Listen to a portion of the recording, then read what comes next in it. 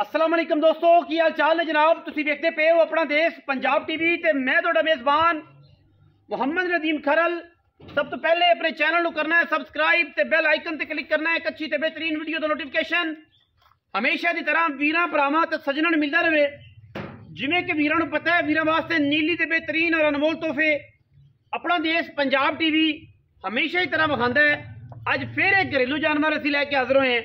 घर का जानवर है और अजकल तकरीबन रूटीन के चौथी पंजी वीडियो है कि असीं घरेलू जानवर लैके आने हैं और एक तो एक वध लैके असीं हाज़र होने।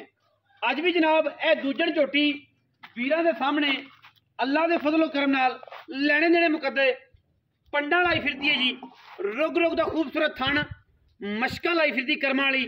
और मैं तो जवानी, मैं तो जनाब रत पित खून नस्ल जात वीरां दे सामने घरेलू जानवर है, क्रॉस जानवर है, पुट्ठा चंगा और जनाब माशाल्लाह रुग रुग का खूबसूरत थन, रसगुल्ले लाई फिरती है कर्म वाली।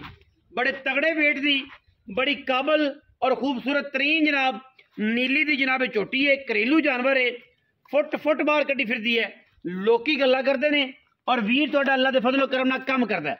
इंशाअल्लाह वीरां वास्ते तोहफे और तोहफियां की कलैक्शन अपना देश पंजाब टीवी विखांदा है। मैंने ये थणा तारा नहीं पाइया।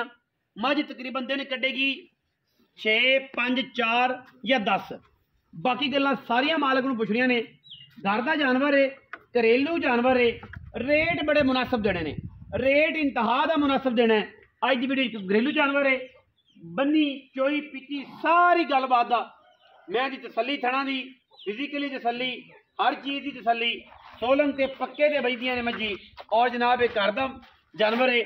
इस करके सारियां गल्लां वीरां दे सामने ने और माशाअल्लाह थण मैनू डोके लगे ने और मरले मरले की बेहतरीन वंड उसे।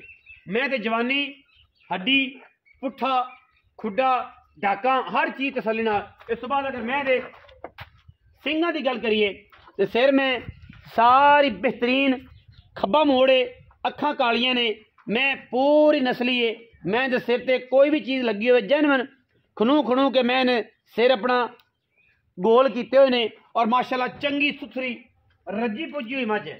कर साहब जरा मैं टोरो जी, अं लम्मा टोर के विखाना। कर साहब नूं पुछने जी, अलामा साहब नूं, हाफिज साहब नूं कि जनाब हाफिज साहब इस मझ की की डिटेल है, क्योंकि उन्होंने घर की मैं कर साहब होरां ने तसली नाल विखानी है। आई साहब होरां ने माशाल्लाह सोहनी मैं सांभी है। आई साहब होरां ने सारे दिन माल दा करदे ने, हलाल रिज़्क कमांदे ने अलहमदुलिल्लाह। और जनाब कोई जरूरत है मैनू पंद कराया ने कि नहीं भाई असी बिस्मिल्लाह मझ जी है वो चैनल ते वेचनी है। व्यापारी इतने उतारे पैसे जोड़े ने वाधा घाटा करते हैं तो तुसी मेहरबानी करनी है कि तुसी आओ। तो मोहतरम बंदे सन, सुनते रसूल रखिए माशाल्लाह। मझ दे वेट चेक करने ने, हवाना चेक करना, जिथे मर्जी मैं खड़ा कर ली माशाल्लाह। पंडा लाई फिर दी करम वाली। कारी साहब के कोलों सारियां गल्लां आपां लैणियां ने। हाफिज साहब ने, कारी साहब ने जनाब बाकी माल का ही काम है जनाब, माल मूल ही पालते ने। मैं जनाब पूरा सुच्चा सुच्चा सोना है जी माशाल्लाह, सुच्चा बिल्कुल खोटा नहीं अल्हम्दुलिल्लाह। मैं दी असीलतां बड़ियां ने, बड़ी असील मैं जनाब गब्बड़ में। और जनाब मझ कैमरे की निगाह दे विच अल्लाह के फजलो करम नाल जो दिसदी है मौके ते आके अल्लाह के फजलो करम उस तो ज़्यादा दिसेगी। ये साडियां गारंटियां ने।